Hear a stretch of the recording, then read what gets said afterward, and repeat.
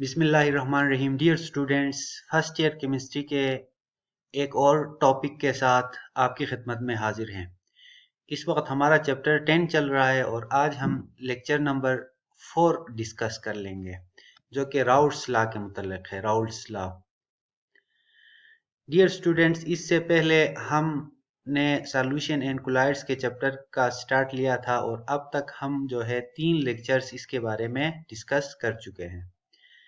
ये इंट्रोडक्शन और general properties of solution हमने डिस्कस किया। उसके बाद जो कंसंट्रेशन यूनिट्स है उन पे हमने एक डिटेल्ड लेक्चर आपको दिया। अगर इन लेक्चर्स को अगर आप लोगों ने नहीं देखा तो ये समझने के लिए, नेक्स्ट आर्टिकल समझने के लिए बहुत ज़रूरी है। आपसे गुजारिश है कि ये लेक्चर्स ज़रूर देख ले जो कि हमारे यूट्यूब चैनल पे अवेलेबल है। अगर अब तक हमारा YouTube चैनल सब्सक्राइब नहीं किया तो केमिस्ट्री को आसान तरीके से समझने के लिए ज़रूर हमारे चैनल को सब्सक्राइब करें और नोटिफिकेशन आइकॉन को भी क्लिक कर लें। तो डियर स्टूडेंट, टाइम किए ज़ाया के बगैर आज के टॉपिक पे जाते हैं। आज हम राउल्ट्स लॉ को डिस्कस कर लेंगे। इसके 2 लेक्चर्स होंगे।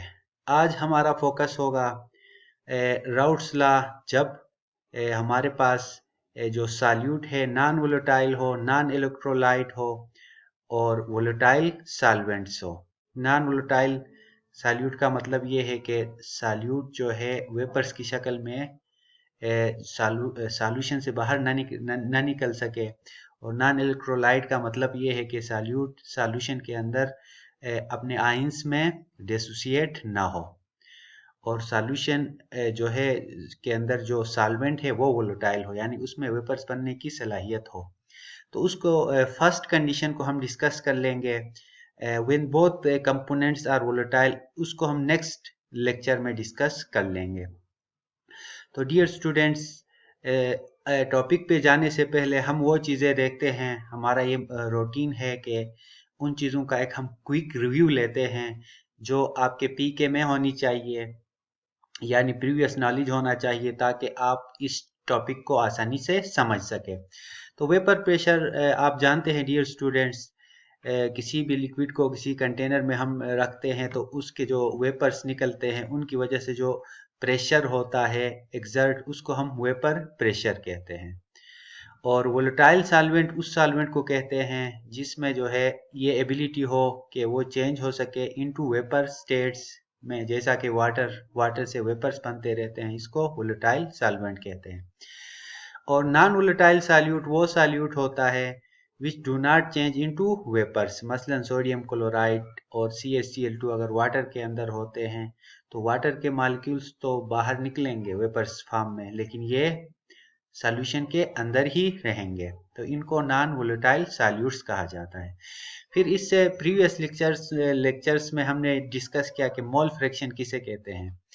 ये जो है कंसंट्रेशन यूनिट है किसी भी एक पर्टिकुलर कंपोनेंट के moles divided by total moles जब करते हैं तो हमारे पास मोल फ्रैक्शन आता है। देखिए डियर स्टूडेंट्स, ये मोल फ्रैक्शन का कंसेप्ट समझना बहुत ज़रूरी है राउल्ट्स लॉ और आगे आने वाले कोलिगेटिव प्रॉपर्टीज को समझने के लिए। यानी एक सिस्टम के अंदर, एक सॉल्यूशन के अंदर सॉल्यूट और जो है सॉल्वेंट था। अगर हम जो है सॉल्यूट के मोल फ्रैक्शन मालूम करना चाहें तो इसको इस फार्मूले से मालूम कर सकते हैं। Moles of the solute divided by total moles. Total moles का मतलब moles of the solute plus moles of the solvent. इसी तरह अगर हम जो है सॉल्वेंट का जो मालूम करना चाहे तो उसके लिए हम क्या करते हैं, total moles of solvent divided by total moles of solution. और ये याद रखें कि सॉल्यूट और सॉल्वेंट के मोल फ्रैक्शन का जो सम होता है वो हमेशा यूनिटी यानी 1 के इक्वल होता है। तो मोल फ्रैक्शन बेसिकली एक कंसंट्रेशन यूनिट है जो कि इन आर्टिकल्स में जिसका इस्तेमाल बहुत ज़्यादा होगा। तो डियर स्टूडेंट्स, आगे बढ़ते हैं। अब हमने मेन यही समझना है कि यहाँ पे मैंने जो है एक डायग्रामेटिकली इसको एक्सप्लेन करने की कोशिश की है। ये आज जो हम पढ़ेंगे उस के लेसन का खुलासा है। ये एक लिक्विड है जो कि प्योर फॉर्म में है। प्योर फॉर्म में होने का मतलब ये है कि अभी इसके अंदर सॉल्यूट के जो है पार्टिकल्स मौजूद नहीं है, सॉल्यूट के पार्टिकल हमने इसके अंदर जो है नहीं डाले, जबकि इसके साथ उसी अमाउंट में हमारे पास सॉल्वेंट है, उसके अंदर कुछ हम सॉल्यूट के पार्टिकल हमने इसके अंदर ऐड किए हैं, मसलन NaCl या CaCl2 इस केस में, जो कि नॉन वोलेटाइल और नॉन इलेक्ट्रोलाइट है। अब डियर स्टूडेंट्स, ये आप देख के आपको अंदाज़ा हो जाएगा कि जब सॉल्वेंट प्योर फॉर्म में था तो उससे वेपर्स ज़्यादा निकलते हैं, क्योंकि जो है सरफेस एरिया बहुत ज़्यादा जो है मॉलिक्यूल्स को वेपर स्टेट में जाने का रास्ता दे देता है। इसके मुकाबले में जब हमने उसी सॉल्वेंट के अंदर सॉल्यूट के जो मॉलिक्यूल्स या सॉल्यूट को ऐड किया, तो अब वो सरफेस पे कुछ एरिया ये जो सॉल्यूट पार्टिकल है वो कैप्चर कर लेंगे। तो अब नतीजतन क्या होगा कि सॉल्वेंट के मॉलिक्यूल के लिए बाहर निकलने के लिए जो है रास्ता या जो वे क्या होगा, कम मिलेगा। इसी तरह इसके कम वेपर्स बनेंगे तो इसका वेपर प्रेशर कम होगा कंपेयर टू ओरिजिनल सॉल्वेंट। तो ये है डियर स्टूडेंट के मतलब सॉल्यूट के पार्टिकल की वजह से सॉल्वेंट का जो ओरिजिनल वेपर प्रेशर था वो कम होता है। अब यहाँ पे ज़्यादा वेपर्स निकल रहे हैं, इसका वेपर प्रेशर प्योर फॉर्म में ज़्यादा है, और यहाँ पे सॉल्यूट पार्टिकल की वजह से सॉल्यूट जो पार्टिकल्स है वो क्या करते हैं, सरफेस एरिया को कम करते हैं। इसी तरह हमारे जो सॉल्वेंट के मॉलिक्यूल बाहर स्केप करने के लिए जो जगह है वो कम मिल जाती है और कम मॉलिक्यूल बाहर निकलते हैं। इसी तरह जो है सॉल्यूशन के अंदर सॉल्वेंट का वेपर प्रेशर कम होता है। और याद रखें कि आने वाले कैलकुलेशन में ओरिजिनल के लिए हम P0 ओरिजिनल वेपर प्रेशर के लिए P0 इस्तेमाल करेंगे, और सॉल्वेंट का प्रेशर जो कि सॉल्यूशन के अंदर है यानी सॉल्यूट के आने के बाद उसके लिए हम P इस्तेमाल कर लेंगे, यानी इसको vapour pressure of pure solvent बोलेंगे और इसको प्योर सॉल्वेंट नहीं बल्कि वेपर प्रेशर ऑफ सॉल्यूशन बोलेंगे। ठीक है, तो ये है डियर स्टूडेंट्स। अब हम देखते हैं राउट्स लॉ को। राउट्स लॉ का पहला जो केस है वो हम डिस्कस करने की कोशिश कर लेंगे। Routes law when solute is non volatile in a volatile solvent, यानी पहले कंडीशन में हमारा जो सॉल्यूट सॉल्वेंट के अंदर होगा वो नॉन वोलेटाइल होगा और नॉन इलेक्ट्रोलाइट होगा, यानी सॉल्यूट जो है अपने रेस्पेक्टिव आयंस में डिसोसिएट नहीं होगा। इसको हम डिटेल से डिस्कस कर लेंगे। तो अब हम देखते हैं कि स्टेटमेंट क्या है जो है राउट्स लॉ की। Vapour pressure of a solvent above a solution is directly proportional to the mole fraction of solvent in the solution. अब देखें, इसको समझने के लिए सॉल्यूशन की बात करते हैं। सॉल्वेंट मॉलिक्यूल जितने ज़्यादा होंगे उतना ही ज़्यादा वेपर्स बनेंगे और उतना ही वेपर प्रेशर उसका ज़्यादा होगा। तो इसी को मैथमेटिकली यही एक्सप्लेन किया है कि जो सॉल्यूशन का जो वेपर प्रेशर होता है वो मोल फ्रैक्शन ऑफ सॉल्वेंट यानी X1 सॉल्वेंट के का मोल फ्रैक्शन है उसके डायरेक्टली प्रोपोर्शनल होता है। फिर प्रोपोर्शनलिटी साइन को ख़त्म करते हैं तो कांस्टेंट आ जाता है और ये इक्वेशन बनता है। अब इस इक्वेशन में ये P तो क्या है, pressure vapour pressure of solution है, और ये P0 जो है उस सॉल्वेंट का जो ओरिजिनल वेपर प्रेशर है वो है। मसलन ये है, देखें P ये है और P0 जब सॉल्यूट ऐड नहीं हुआ था उस वक्त उस सॉल्वेंट का ओरिजिनल वेपर प्रेशर था।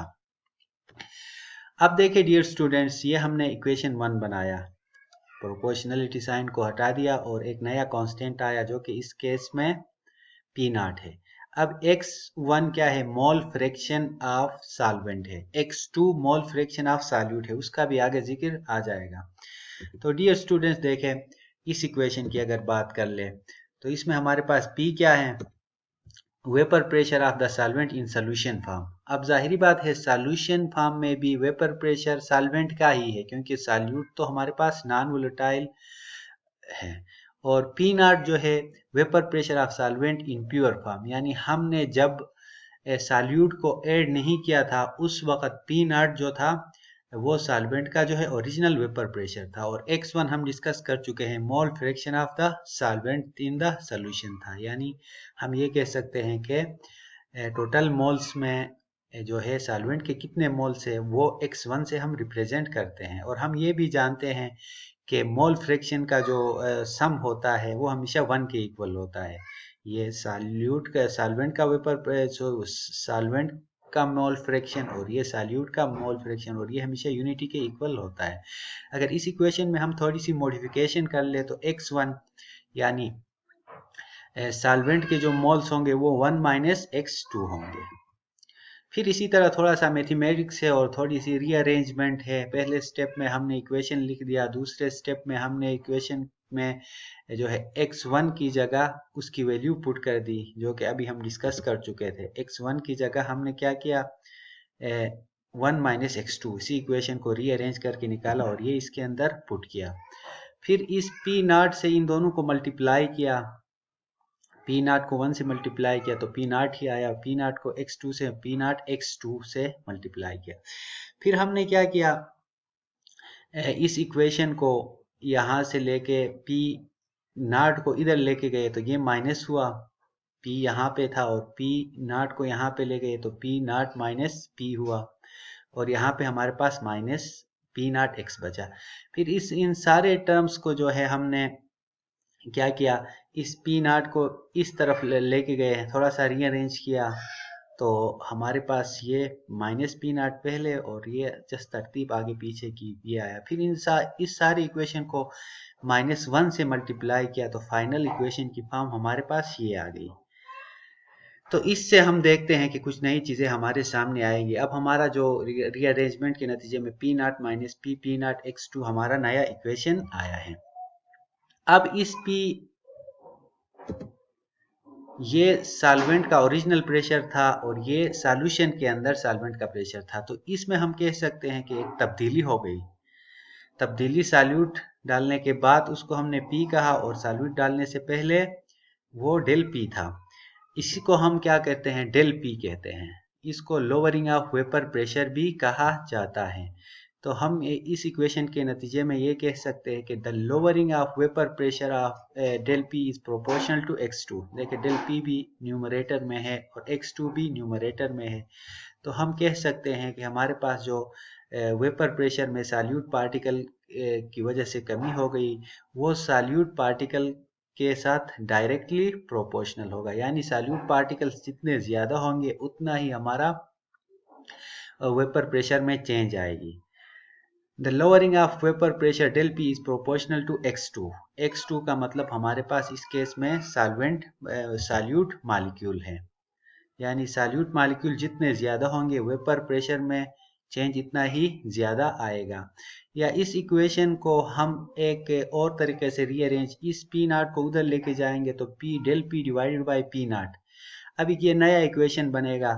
अब यहाँ पे डेल पी और पी नॉट को हम relative lowering of vapour pressure कहते हैं। ये ज़्यादा यूजफुल होता है लोअरिंग के मुकाबले में।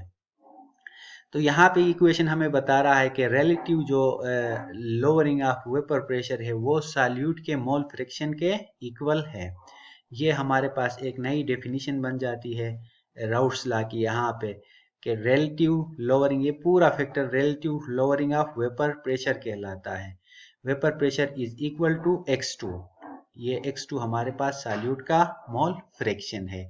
तो इसी तरह हमने एक नई डेफिनेशन ड्राइव की कि रिलेटिव जो लोअरिंग ऑफ लोअर प्रेशर है वो सॉल्यूट के मोल फ्रैक्शन के इक्वल होता है। अब देखते हैं कि उस डेल पी और पी नॉट, इसकी क्या सिग्निफिकेंस है। इसकी ये सिग्निफिकेंस है कि डेल पी टेम्परेचर डिपेंडेंट होता है, जबकि डेल पी और पी नॉट यानी रिलेटिव लोअरिंग प्रेशर टेम्परेचर पे डिपेंड नहीं करता। ये सिर्फ कंसंट्रेशन ऑफ सॉल्यूट पे डिपेंड करता है, और it is constant for equimolar solute in the same solvent, यानी सॉल्यूट जो भी हो अगर उसकी अमाउंट सेम हो तो जो है ये सब के लिए क्या होता है, कांस्टेंट होता है। तो डियर स्टूडेंट्स, आज हमने राउट्स लॉ को एक्सप्लेन करने की कोशिश की, जबकि हमारा सॉल्यूट जो है नॉन वोलेटाइल था जबकि सॉल्वेंट वोलेटाइल था। अगर हमारा YouTube चैनल अभी तक आप लोगों ने सब्सक्राइब नहीं किया है तो काइंडली अल्केमिस्ट YouTube चैनल को सब्सक्राइब कर ले, ताकि जो भी हम वीडियो अपलोड कर ले वो आप तक पहुंच जाए। तो ये हमारे जो है चैनल से का जो है आउटलुक है, तो इसको आप सब्सक्राइब कर ले ताकि हमारे हर वीडियो की आपको जो है बर वक्त जो है नोटिफिकेशन भी मिल सके। इसके लिए आपको ये नोटिफिकेशन बिल भी जो है क्लिक करना ज़रूरी होगा। तो डियर स्टूडेंट, ये था आज का लेक्चर। अल्लाह।